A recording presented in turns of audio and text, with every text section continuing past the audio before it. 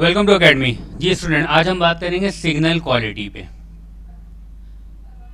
यानी जो receiving side पे जो आपको सिग्नल रिसीव होता है after a long distance communication, उस सिग्नल की क्वालिटी कैसे है। मिसाल के तौर पे एक ट्रांसमीटर यहाँ लगा हुआ है, ये लगा हुआ है कराची में, और ये ट्रांसमीटर लगा हुआ है अदर एंड, रिसीवर लगा हुआ है अदर एंड पे लाहौर पे। सही है।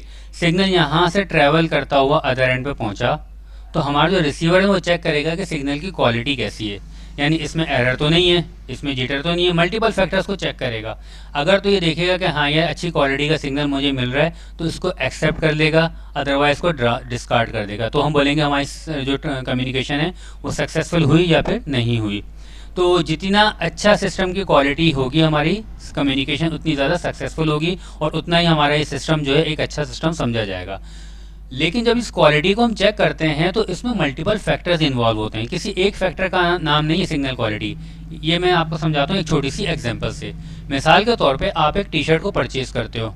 ये भी टी शर्ट आपने परचेज़ की है तो आप बैठ के पहले इसका मटेरियल की सॉफ्टनेस चेक करोगे, आप इसका कलर चेक करोगे, आप इसकी स्टिचिंग चेक करोगे, आप इसका साइज़ चेक करोगे। इवन कुछ लोग ये भी देखते हैं कि जिस डब्बे में रख के आई है टी शर्ट, उस डब्बे की क्वालिटी कैसी है, इसकी पैकिंग कैसी है। सही। तो इसका मतलब क्या है, जब सारी चीज़ें आपके म्यार पे पूरी उतर जाती हैं, आप बोलते हो कि बड़ी अच्छी क्वालिटी की टी शर्ट मुझे गिफ्ट मिली है। सही। और अगर इसमें कोई मसला हो तो बोलेंगे नहीं यार क्वालिटी ख़राब है इस टी शर्ट की। लेकिन आप एक बात गौर करो, इसमें काफ़ी फैक्टर्स ऐसे हैं जो कि बहुत ज़्यादा मोस्ट इंपॉर्टेंट है, कुछ फैक्टर्स जो ऐसे हैं जिसकी इंपॉर्टेंस इतनी ज़्यादा नहीं है। मिसाल के तौर पे अगर डब्बे की क्वालिटी इतनी अच्छी ना भी हो और अगर अंदर बाकी चीज़ें सब ओके हैं, तो हम बोलेंगे टी शर्ट फिर भी बहुत अच्छी है। यानी कि कुछ फैक्टर्स जो होते हैं वो ज़्यादा इंपॉर्टेंट होते हैं, कुछ फैक्टर्स कम इंपॉर्टेंस होते हैं, लेकिन इन तमाम फैक्टर्स को मिला के हम बोलते हैं क्या, सिग्नल की क्वालिटी कैसी है, वो सॉरी टी शर्ट की क्वालिटी कैसी है। तो इसी तरह जब हम सिग्नल की बात करते हैं तो सिग्नल की के ऊपर जो मल्टीपल फैक्टर्स इन्वॉल्व होते हैं, उन तमाम फैक्टर्स को हम लोग चेक करते हैं, फिर देन वी डिसाइड कि हाँ सिग्नल की क्वालिटी कैसी है। तो अगर हम सिग्नल क्वालिटी को हम देखा जाए तो हम कहेंगे signal quality refers to the fidelity, reliability and integrity of an electrical electromagnetic or optical signal as it is transmitted, received and interpreted within a system. It is an essential aspect of communication system, electronic device and various technological applications. यानी आप ये कह लो कि चाहे electronic system हो, चाहे telecom system हो, कोई भी सिस्टम हो, उसमें जब से एक सिग्नल ट्रांसमिट होता है फ्रॉम सोर्स टू डेस्टिनेशन, तो अदर एंड पे ये चेक किया जाता है कि सिग्नल रिलायबल है, इसकी क्या नाम है अपना अटेन्यूएशन तो ज़्यादा नहीं है इसके अंदर, इसमें जीटर तो ज़्यादा नहीं है इसके अंदर, एरर रेट तो ज़्यादा नहीं है इसके अंदर, इसका सिग्नल टू नॉइज़ रेशो कैसा है, इसके ऊपर इंटरफेरेंस ने कितना इफेक्ट किया। ये तमाम फैक्टर्स हम देखते हैं और फिर देन वी डिसाइड कि हाँ यह सिग्नल की क्वालिटी कैसी है।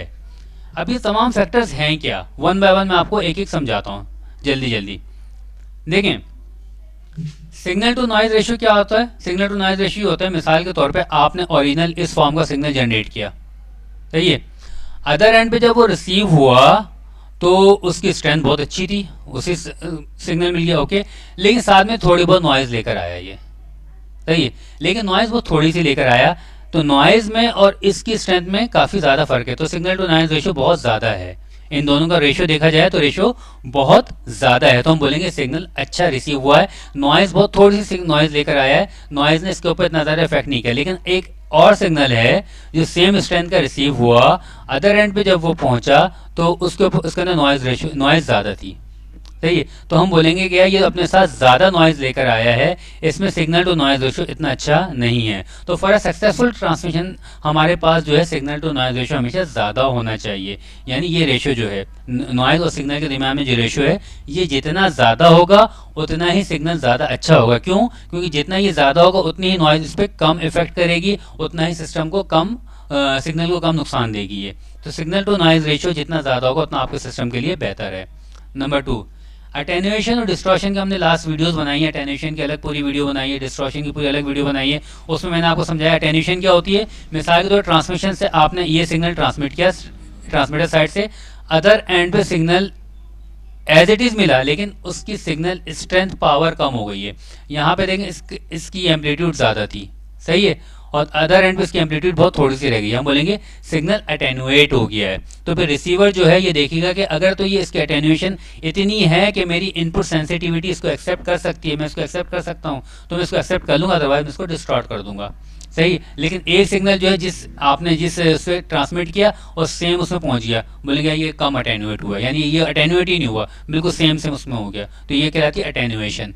डिस्टॉर्शन, ये अटेन्यूएशन डिस्टॉर्शन की अलग से पूरी वीडियो मौजूद है, अकेडमी की वेबसाइट पे भी देख लो, मेरे चैनल पे भी देख लो, खाली व्हाट इज अटेन्यूएशन या व्हाट इज डिस्टॉर्शन देखोगे, पूरी पूरी वीडियो वहाँ पे मिल जाएगी।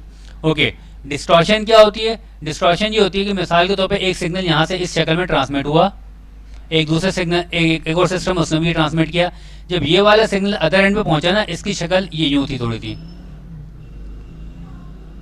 और ये वाला सिग्नल जब अदर एंड पे पहुंचा तो शक्ल ये थी। तो मुझे ये बताओ किस सिग्नल की शक्ल ज़्यादा बिगड़ गई है? इसकी शक्ल ज़्यादा बिगड़ गई है, हम बोलेंगे ये ज़्यादा डिस्टॉर्ट हो गया है। तो सिग्नल की पावर का कम हो जाना ये अटेन्यूएशन कहलाता है, सिग्नल की शक्ल का बिगड़ जाना, क्योंकि जब सिग्नल की शक्ल बिगड़ती है ना तो इसमें इसकी फ्रीक्वेंसी का भी इशू आता है, इसमें इसके फेस का भी इशू आता है, यानी मल्टीपल फैक्टर्स ख़राब हो गए इसके अंदर, तो इसे हम कहते हैं सिग्नल डिस्टॉर्ट हो गया है ये। तो इसे अटेन्यूएशन डिस्टॉर्शन की अलग से वीडियो मौजूद है हमारे पास। जिटर क्या होता है? जिटर ये होता है, मिसाल के तौर पे एक सिग्नल है, आपको जब डिजिटल ट्रांसमिशन में मैंने एक बात आपको समझाई थी कि हमने एक साइड से जो है हमने सिग्नल ट्रांसमिट किया, सही है। सिग्नल जब ट्रांसमिट होता है 0101 की फॉर्म के अंदर यहाँ से यहाँ ट्रांसमिट होता है, तो सिग्नल जब अदर एंड पे रिसीव होता है ना तो उसको सेम सीक्वेंस में रिसीव होना चाहिए, यानी समझ लीजिए ट्रांसमिटिंग साइड है और ये रिसीविंग साइड है, लेकिन यहाँ पे ये देखो जब ये ट्रांसमिट हुआ तो यहाँ से ये अबव गया, लेकिन जब रिसीविंग एंड पे पहुंचा तो यहाँ से ये पहले ही अबव चला गया, यानी इसकी टाइमिंग इससे थोड़ी सी आउट हो गई।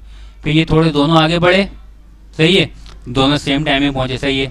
लेकिन यहाँ पे ये देखो, यहाँ पे ये सिग्नल जो है ज़ीरो था, ज़ीरो थोड़ी देर के लिए था, फिर दोबारा वन हो गया, लेकिन यहाँ पे ज़ीरो देखो ज़्यादा देर के लिए फिर वन हो गया। Number of zero number of one बराबर हैं, कितने ज़ीरो हैं? 1 2 3, सॉरी ये तो वन है, 1 0 1 0 1, यहाँ पे भी देखो 0 1 0 1 0 1 0 1, जितने ज़ीरो हैं उतने ही वन है, डेटा सेम है, लेकिन क्या है इसकी थोड़ी जब जो ट्रांसमिशन से रिसीविंग पे टाइमिंग है वो थोड़ी सी आगे पीछे हो गई है, तो इसे हम कहते हैं jitter. Jitter refers to the variation और डेविएशन इन द पीरियोडिसिटी और timing of a signal. Signal की टाइमिंग में जो इशू आ जाता है उसे हम क्या कहते हैं? जिटर कहते हैं। तो ये जितना ज़्यादा जिटर होगा हम बोलेंगे सिग्नल की क्वालिटी उतनी ही ज़्यादा ख़राब हो गई है। एरर रेट क्या होता है? एरर रेट ये होता है, आप ये समझ लो, error rate refers to the frequency और probability of errors occur in a transmission data transmission और कम्युनिकेशन सिस्टम।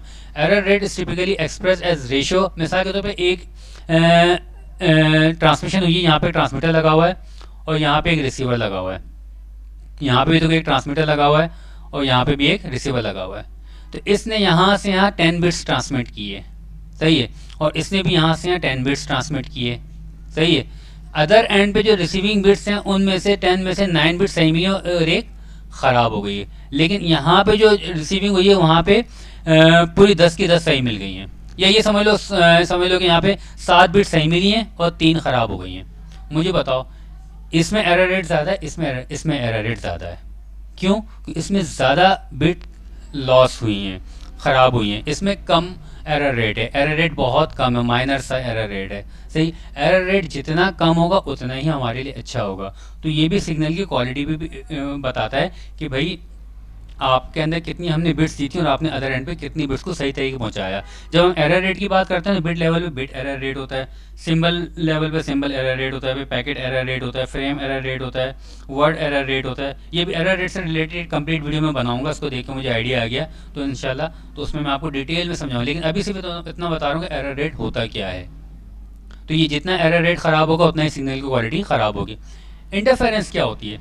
इंटरफेरेंस ये होती है कि भाई आपका सिग्नल सीधा सीधा जा रहा है, ट्रैवल करता हुआ जा रहा है, एक अपना कॉपर वायर के अंदर जा रहा है, तो ये बराबर से एक दूसरा वायर गुजर रहा है, उसमें से हाई फ्रीक्वेंसी सिग्नल गुजर रहा है, तो यहाँ से इंटरफेरेंस है, इलेक्ट्रोमैग्नेटिक इंटरफेरेंस। हमने एक पूरी वीडियो बनाई हुई इसके ऊपर, ये इंटरफेरेंस आके इसके ऊपर इफेक्ट करती है। तो ये जो ओरिजिनल सिग्नल जा रहा है इसके साथ साथ ये छोटे छोटे ये नॉइज़ शामिल हो गए इसके अंदर, तो इंटरफेरेंस ज़्यादा हो गई है इसके अंदर। इसने क्या किया, इसकी शक्ल हल्की हल्की सिग्नल की शक्ल बिगाड़ दी है, हल्की भी बिगाड़ सकती है, ज़्यादा भी बिगाड़ सकती है। तो हम ये देखेंगे कि यार अगर कम बिगाड़ी शक्ल, हम बोलेंगे कि यार लो इंटरफेरेंस है, जितनी लो इंटरफेरेंस होगी उतना अच्छा होगा, और जितनी ज़्यादा इंटरफेरेंस होगी उतना नुकसानदेह होगा। ये इंटरफेरेंस जो है इलेक्ट्रोमैग्नेटिक इंटरफेरेंस भी हो सकती है, रेडियो फ्रिक्वेंसी इंटरफेरेंस भी हो सकती है, क्रॉस टॉक भी हो सकती है, सेल्फ इंटरफेरेंस भी हो सकती है।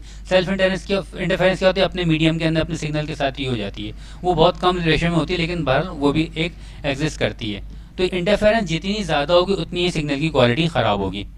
आई होप कि आपको समझ में आ गया होगा कि जो आपके पास सिग्नल की क्वालिटी है वो मल्टीपल फैक्टर्स पे डिपेंड करती है, और ये फैक्टर्स किसी की इंपॉर्टेंस ज़्यादा है, किसी की इंपॉर्टेंस कम है। मिसाल के तौर पर हम ये देखें कि अटेनुएशन है, अगर ये बहुत एक लेवल से ज़्यादा हो गया सिस्टम बिल्कुल ख़त्म हो जाएगा, क्योंकि हमने क्या बताया सिग्नल की पावर होती है ये।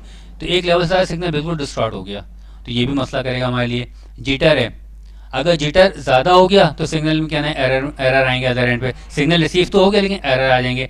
एरर रेट बढ़ गया, सिग्नल रिसीव तो हो गया लेकिन एरर इतने ज़्यादा हो गए वो ट्रांसमिशन आपकी किसी काम की नहीं रही। डिस्ट्रॉशन है, डिस्ट्रॉशन क्या करेगा कि भाई हो सकता है सिग्नल की स्ट्रेंथ सही रहेगी लेकिन सिग्नल की शक्ल बिगड़ जाएगी, ज़्यादा बिगड़ जाएगी सिग्नल की शक्ल। तो इसमें हम बोलेंगे यार सिग्नल तो बिल्कुल ही ख़त्म हो गया, रिसीव तो हो गया लेकिन ख़त्म हो गया। नॉइज़ है, ये भी सिग्नल को ख़त्म कर देगा। यानी मल्टीपल फैक्टर्स जो हैं सिग्नल की क्वालिटी को डिफाइन करते हैं। आई होप ये बातें आपको समझ में आ गई।